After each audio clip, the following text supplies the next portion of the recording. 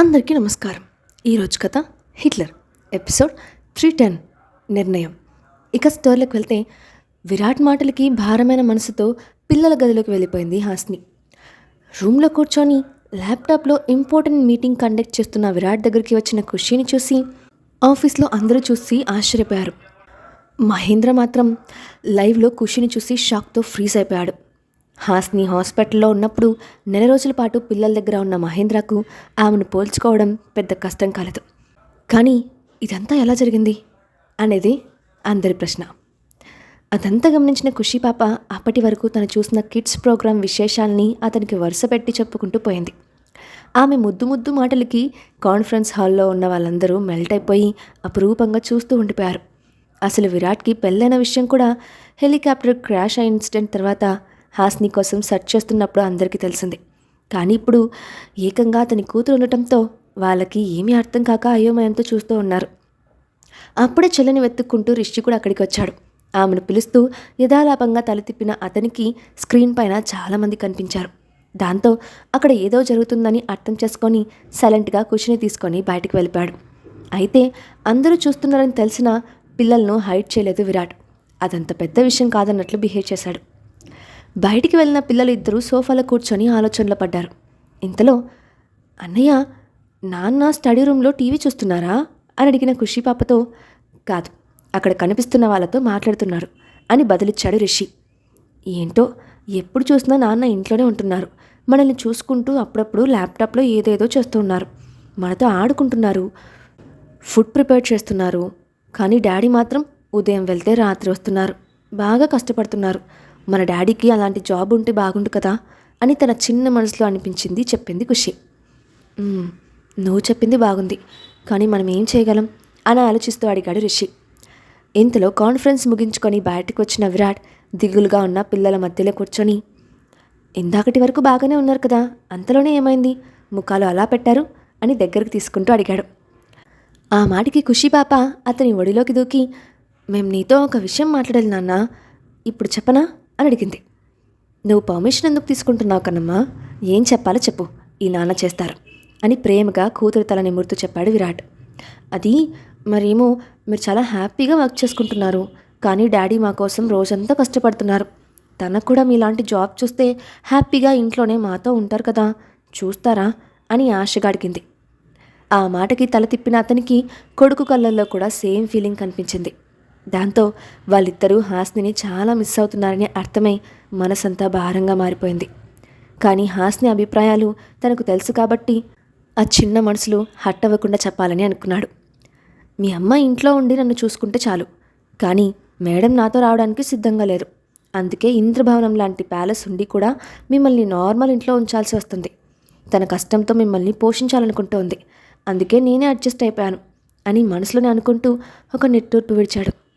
ఆ తర్వాత పిల్లల్ని చూసి, నాకు తెలిసిన జాబ్ ఒకటి ఉంది, ఇంట్లో ఉండి చేసుకోవచ్చు, కానీ అందుకు మీ డాడీ ఒప్పుకోరు.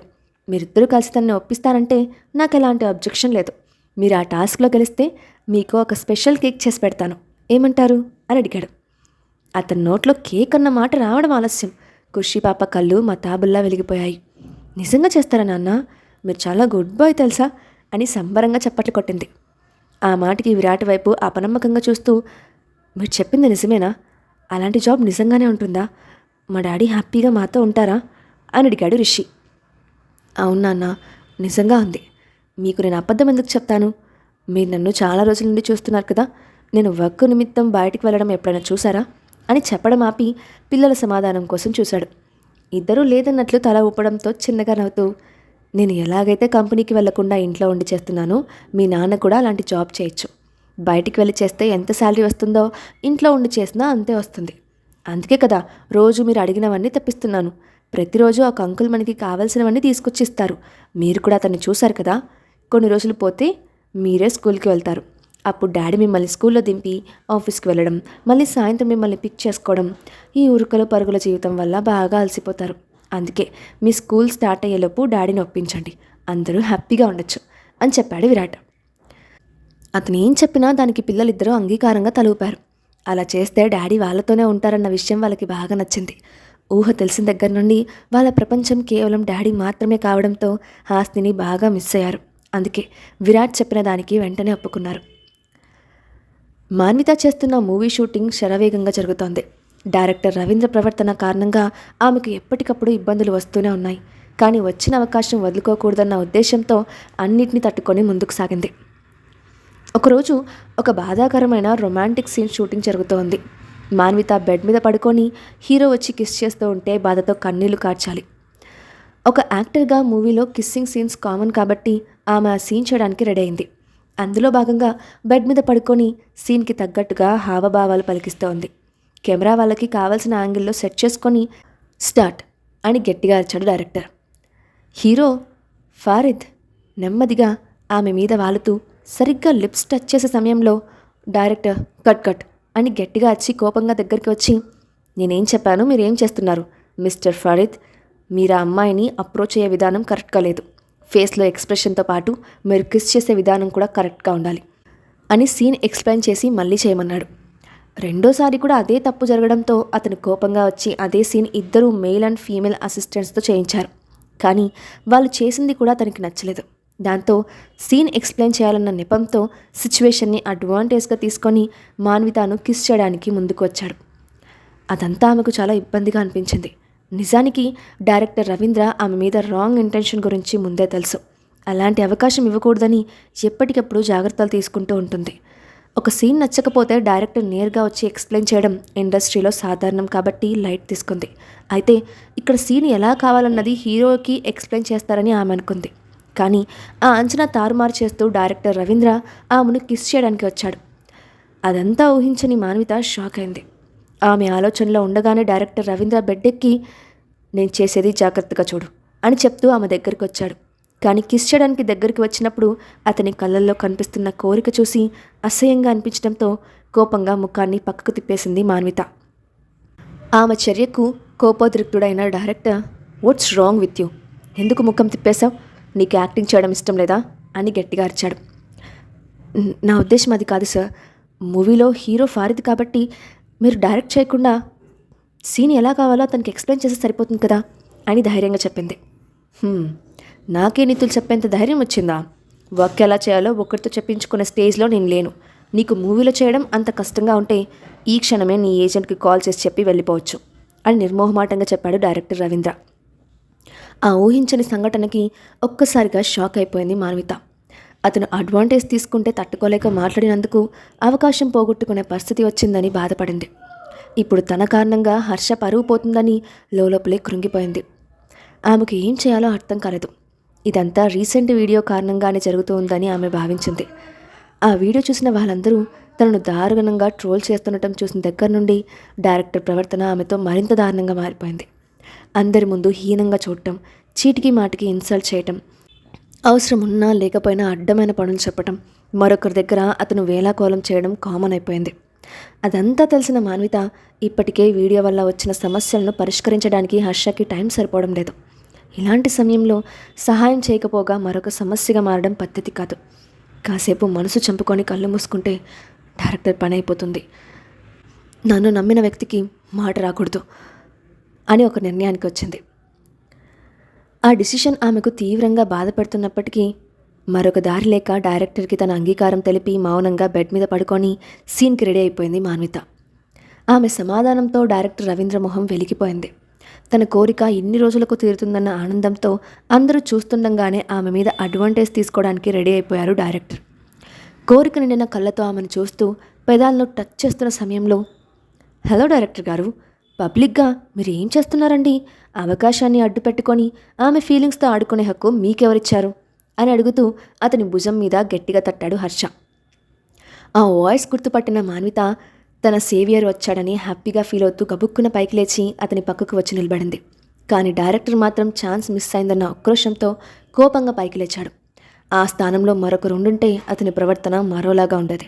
కానీ అక్కడ ఉన్నది హర్ష కాబట్టి అతని యాటిట్యూడ్ దృష్టిలో పెట్టుకొని, నువ్వు చాలా తప్పుగా అనుకుంటున్నావు హర్ష, నువ్వు ఊహించినట్టుగా ఇక్కడ ఏమీ జరగడం లేదు, తనకి సీన్ ఎక్స్ప్లెయిన్ చేస్తున్నాను అంతే అని తడబడుతూ చెప్పాడు. మీరు చెప్పింది నిజమే కావచ్చు, కానీ చూసేవాళ్ళు అలా అనుకోరు కదా. సీన్ పేరు చెప్పి మీరు మీ ప్రైవేట్ పనులు చేస్తున్నారని ఆరోపిస్తారు. దానివల్ల మీ రెప్యుటేషన్ మాత్రమే కాదు, మాన్విత పరువుకి భంగం వాటిల్లుతుంది అయినా సీన్ ఎక్స్ప్లెనేషన్ చేయాలంటే మీరు డైరెక్ట్గా కిస్ చేయాల్సిన అవసరం లేదు కదా డైరెక్టర్ గారు అని నవ్వుతూనే చురకంటించాడు హర్ష. అలాగే అందరి ముందు అలా మాట్లాడటంతో అవమానంగా ఫీల్ అయిన డైరెక్టర్, సరే మీకు ఇష్టం లేకపోతే ఈ క్షణమే మూవీ వదిలి బయటకు వెళ్ళిపోవచ్చు. మీరు కాకపోతే ఇంకొకళ్ళు రోల్ చేస్తారు. అసలే ఈ మూవీకి మంచి క్రేజ్ ఉంది కాబట్టి ఛాన్స్ కోసం జనాలు ఎగబడతారు. మీరు అనవసరంగా కష్టపడ్డం ఎందుకు అని అహంకారంతో చెప్పాడు. సహజంగా ఇలాంటి గొడవలకి దూరంగా ఉండే హర్షకి అతని మాటలకి చాలా కోపం వచ్చింది. అదే సమయంలో తన ఆర్టిస్ట్ ఇబ్బంది పడకుండా చూసుకునే బాధ్యత కూడా తనదే కాబట్టి ఇక్కడితో ఈ మూవీ ఫిల్మింగ్ ఆపే మాన్విత. ఇది మన ఆలోచన కాకపోయినా డైరెక్టర్ అదే కోరుకుంటున్నారు కాబట్టి మనకి మరొక దారి లేదు. వెళ్ళి డ్రెస్ మార్చుకొని వచ్చేయి, మనం బయలుదేరదాం అని తన నిర్ణయం చెప్పాడు. అతను చెప్పడం ఆలస్యం. ఒక్క మాట కూడా మాట్లాడకుండా సైలెంట్గా డ్రెస్ మార్చుకొని వచ్చేసింది మాన్విత. అదంతా కాస్త దూరంలో నిలబడి చూస్తున్న చాందిని వాళ్ళు అతని ధైర్యానికి ఆశ్చర్యపోయారు. అదే సమయంలో ఆ అవకాశం తమలో ఎవరికో ఒకరికి రావాలని బలంగా కోరుకున్నారు. అయితే హర్ష తన బెదిరింపులకి లొంగడని భావించిన డైరెక్టర్కి అతని సమాధానం మింగుడు పడలేదు. నువ్వు నిజంగానే చెప్తున్నావా? నిజంగానే మీరు క్విట్ అవుతున్నారా అని అపనమ్మకంగా అడిగాడు. ఇది అబద్ధమైతే బాగుండని నేను కోరుకుంటున్నాను, కానీ మాకు మరొక ఆప్షన్ లేదు. ప్రస్తుతం ఇంటర్నెట్లో తన మీద జరుగుతున్న అటాక్స్ కారణంగానే ఆమెతో మీ ప్రవర్తన మారిందని తెలుసు. కానీ అది ఆమెను మాత్రమే కాదు, కంప్లీట్ మూవీని ఎఫెక్ట్ చేస్తుంది. కాబట్టి ఒక 2 రోజులు మాన్విత ఇంట్లో ఉండి రెస్ట్ తీసుకుంటుంది. ఈలోపు ఈ గాలి వార్తలన్నీ కూడా కొట్టుకుపోతాయి. కాబట్టి మీరు మూవీ విషయంలో ఒక నిర్ణయం తీసుకోవచ్చు. మీకు నచ్చితే తనతో లేదంటే కొత్త హీరోయిన్తో కంటిన్యూ చేయొచ్చు. ఏమంటారు అని అడిగాడు హర్ష. చేదో వాళ్ళను భయపెట్టడానికి చెప్పాడు, కానీ ఆల్మోస్ట్ 50% షూటింగ్ పూర్తి చేసుకున్న తర్వాత మాన్విత డ్రాప్ అయిపోతే తనకే నష్టం. సిమ్రాన్ చేతిలో తను బలైపోతాడు. ఆమె అడిగే ప్రశ్నలకి జవాబు చెప్పలేక కొత్త సమస్యలు కొని తెచ్చుకునే అవకాశం కూడా లేకపోతూ. అందుకే అతనికి ఏమని సమాధానం చెప్పాలో తెలియక ఆలోచనలో పడ్డాడు డైరెక్టర్ రవీంద్ర. అదే అవకాశంగా భావించిన చాందిని నెమ్మదిగా అతని పక్కకు వచ్చి, ఇంకా దేని గురించి ఆలోచిస్తున్నారు డైరెక్టర్ గారు? ఆ హర్ష మీ మీద ట్రిప్లే చేస్తున్నాడు. లేకపోతే మీతో అంత పొగరుగా మాట్లాడే అంత ధైర్యం అతనికి ఎక్కడిది? ఆల్రెడీ తనని వెళ్ళగొట్టడానికి కంపెనీలో పన్నాగాలు జరుగుతున్నాయి. సందీప్ ఆ పనిలో ఉన్నాడు. ఇప్పుడు కనుక మాన్విత డ్రాప్ అయిపోతే నష్టం మనకి కాదు, వాళ్ళకి జరుగుతుంది. పైగా డిఫైన్ చేసుకునే తెలివి అతనికి లేదు. అందుకే తన మాటలతో మిమ్మల్ని మాయ చేస్తున్నాడు. మీరు తొందరపడకండి అని అతనికి నచ్చజెప్పి తనకు అనుకూలంగా మార్చుకునే ప్రయత్నం చేసింది.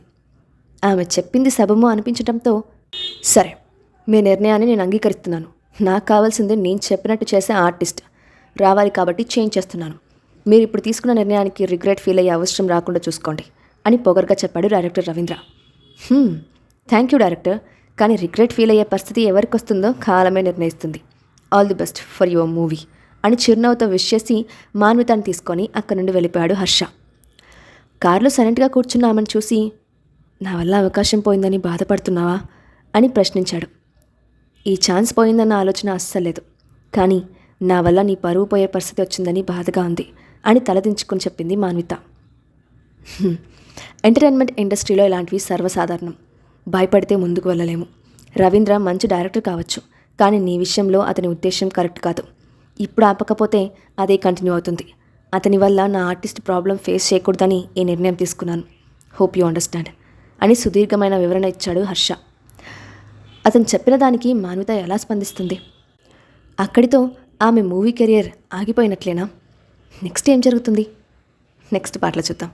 ఈ స్టోరీ అప్డేట్ ఎలా ఉందో కింద కామెంట్ బాక్స్లో మీ ఒపీనియన్ని షేర్ చేయండి. అలాగే ఇలాంటి మరిన్ని స్టోరీస్ కోసం మా ఛానల్ని తప్పకుండా సబ్స్క్రైబ్ చేసి పెట్టుకోండి. Thanks for watching.